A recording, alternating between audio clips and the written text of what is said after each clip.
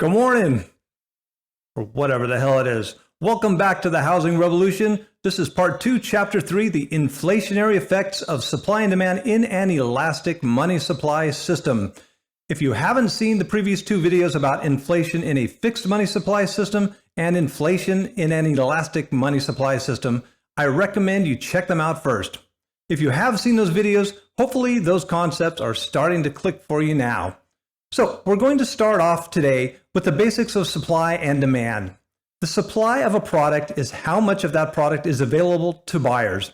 If there is an abundance of a product, its supply is large, or it is an oversupply. If there is a scarcity of a product, its supply is low, or it's in short supply.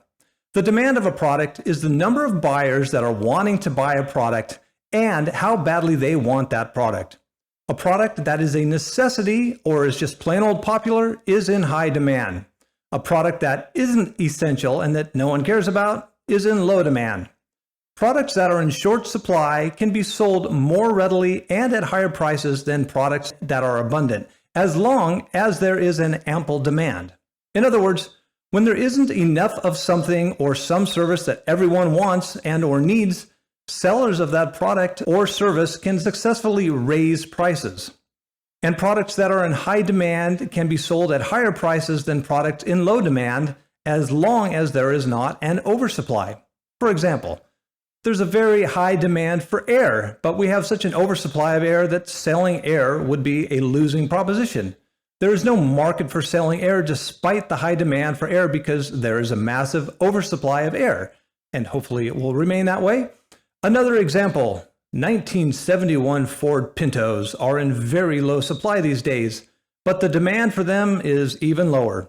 Setting up a business in your hometown to sell 1971 Ford Pintos would likely be a losing proposition because there is almost no market for selling them. The ideal situation for producers and sellers of products is to have high demand and a supply low enough that demand can't quite be met. This enables producers and sellers to sell their products at higher prices without losing sales, allowing them to maximize their profits. This strategy is adhered to even with vital necessities, as producers of vital necessities, just like producers of non-necessities, can maximize their profits when there is a shortage of their product on the market.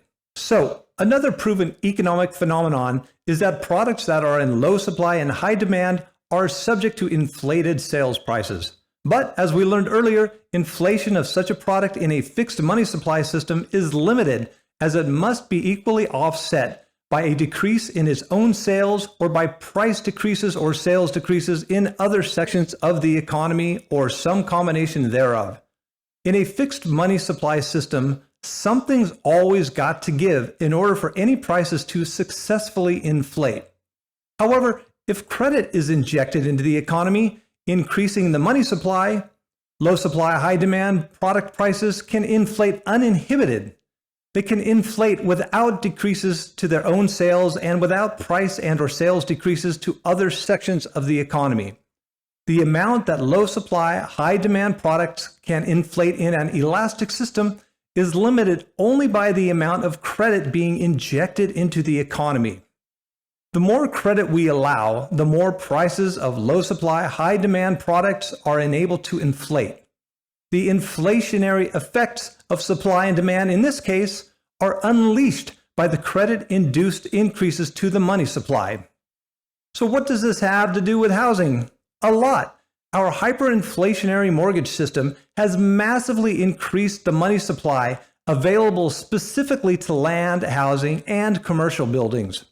Working in concert with our unlimited feudalistic property laws, our hyperinflationary mortgage system has in turn enabled a massive inflationary snowball in these vital necessities that has been destructive in so many ways. All right, so the organic demand for land and housing is directly proportional to the number of people alive. Even though we're no longer an agrarian economy, everyone still needs land to live on, shelter to live in, and land and commercial structures if they have a business they're operating. Allowing people to take more land and housing than is needed for their own personal use increases demand above its natural organic levels. This in turn drives prices up. especially where land and housing is in short supply and or in high demand due to such factors as proximity to jobs, services, infrastructure, and or hospitable weather. So, as if the new feudalism 2.0, isn't awful enough on its own, add to it our hyperinflationary mortgage system, and all hell breaks loose. If our unlimited feudalistic property laws were operating without the help of our hyperinflationary mortgage system, the housing inflation would at least be marginal, as it would require offsetting decreases in prices and sales in other sections of the economy. But as soon as mortgages come into play, land and housing prices are enabled to inflate way beyond the natural inflationary limits of a fixed money supply system. The more mortgages are extended, the more the money supply specifically available to land and housing and commercial buildings increases, and the more prices can then inflate.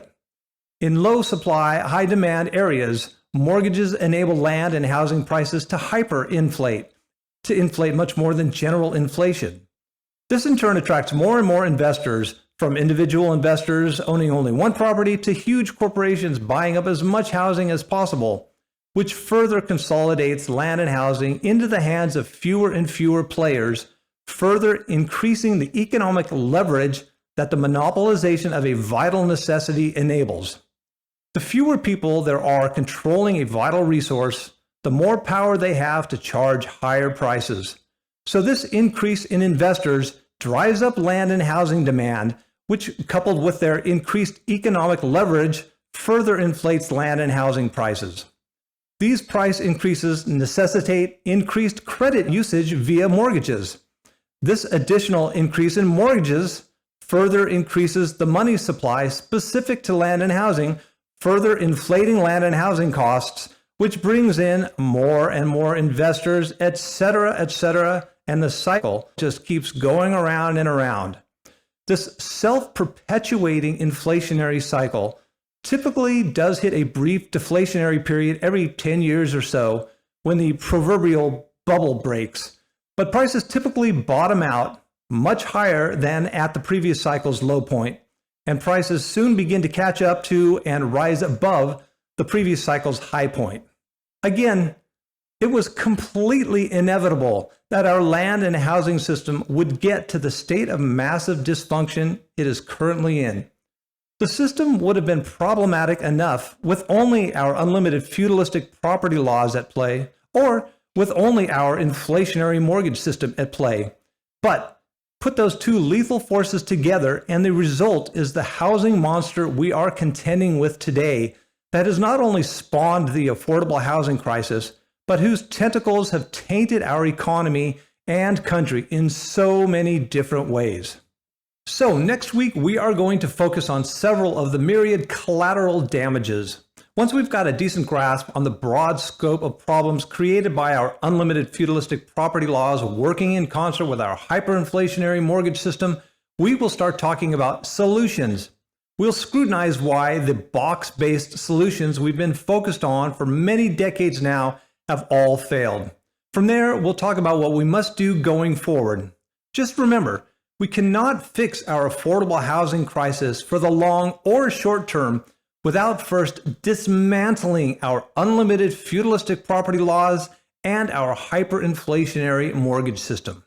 All right, thanks for tuning into the Housing Revolution. Please share, lick the bite button, subscribe, and don't forget to hit the No Box Donations tab because it really helps with the YouTube algorithm. All right, see you next week. Over and out.